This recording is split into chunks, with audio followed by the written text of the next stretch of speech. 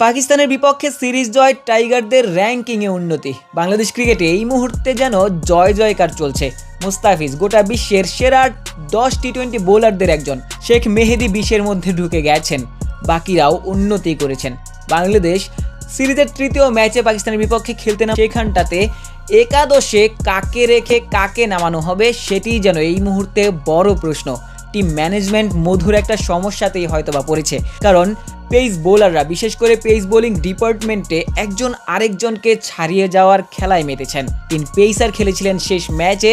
মুস্তাফিজুর রহমান, যিনি বিশ্বের অন্যতম সেরা ডেথ বোলার, তিনি প্রমাণ করে যাচ্ছেন কেনই বা তাকে ওই শ্রীলঙ্কার বিপক্ষে প্রথম টি-20 ম্যাচে খেলতে নেওয়া হয়নি কিংবা একাদশে রাখা হয়নি। সেই ম্যাচের পর থেকে যখনই তিনি মাঠে নেমেছেন, বাংলাদেশকে ম্যাচ জিতিয়ে তারপর আসলে ড্রেসিং রুমে ফিরেছেন। মুস্তাফিজুর রহমান বাংলাদেশের হয়ে টানা 4টা ম্যাচ জিতলেন, 4 ম্যাচে দুর্দান্ত বোলিং করেছেন। ওই র্যাঙ্কিংয়েও তার ছাপটা কিন্তু দেখা গেছে। মুস্তাফিজ নবম সেরা বোলার টি-20-তে। এর বাইরেও যারা পেস বোলার রয়েছেন, শরীফুলের কথাই বলতে চাই। শরীফুল সেই মুস্তাফিজের সাথেই দ্বিতীয় টি-20-তে শ্রীলঙ্কার বিপক্ষে সুযোগ পেয়েছিলেন। সুযোগ পেয়ে বাংলাদেশ দলের জন্য ওই ম্যাচ জয়ী পারফরমেন্স শো করেছেন।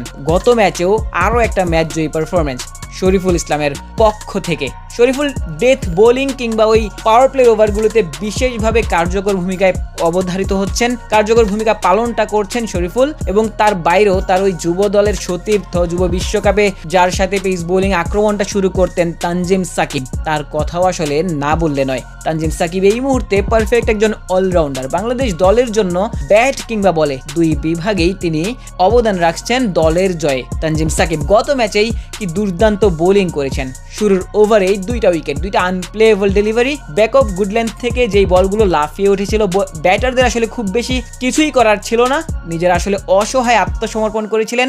লিটন কুমার দাসের কাছে ক্যাচ তুলে দিয়ে ড্রেসিং রুমে ফিরেছেন তানজিম সাকিব। পরপর 2 ম্যাচে দুর্দান্ত বোলিং করেছেন, বাংলাদেশের দলের জয় অবদান রেখেছেন। এই 3 পেসার ছাড়াও বাকি 2 পেসার কিন্তু বেঞ্চে বসে রয়েছেন। তাসকিন আহমেদের কথা বলছি, সাইফুদ্দিনের কথা বলছি। তাসকিনও কিন্তু যখনই সুযোগ পাচ্ছেন কিংবা যেই ম্যাচেই খেলছেন, তিনি কিন্তু নামের প্রতি সুবিচার করছেন। তিনি বাংলাদেশ দলের হয়ে ওই পেস বোলিং ডিপার্টমেন্টের নেতা তিনি একটা সময় ছিলেন। তবে এই মুহূর্তে বেশ বড় একটা ইনজুরি থেকে ফিরে ইনজুরি ম্যানেজ করে খেলছেন। টিম ম্যানেজমেন্ট ওয়ার্কলোড ম্যানেজমেন্টের আওতাধীন রেখেছেন বাংলাদেশ দলের পেসারদের। সেই কারণেই তাসকিন যদি এক ম্যাচে খেলেন, পরবর্তী ম্যাচে তাকে রেস্ট দেওয়া হয়, বিশ্রাম দেওয়া হয়। পেস বোলিং ডিপার্টমেন্টে যেমন একজন আরেকজনকে ছাড়িয়ে যাওয়ার একটা প্রতিযোগিতা চলছে, সেক্ষেত্রে ব্যাটারদেরও কিন্তু এই মুহূর্তে নিজেদের প্রমাণ করার সুযোগ। 2 ওপেনারের কথা বাড়তি আনন্দের সাথে বলতে চাই, কারণ বাংলাদেশ দল লম্বা সময় ধরে ওপেনার সংকটে ভুগছিল। টাইগার ভক্তরাও হয়তোবা পারভেজ ইমন এবং তানজিদ তামিমে সেই সমস্যার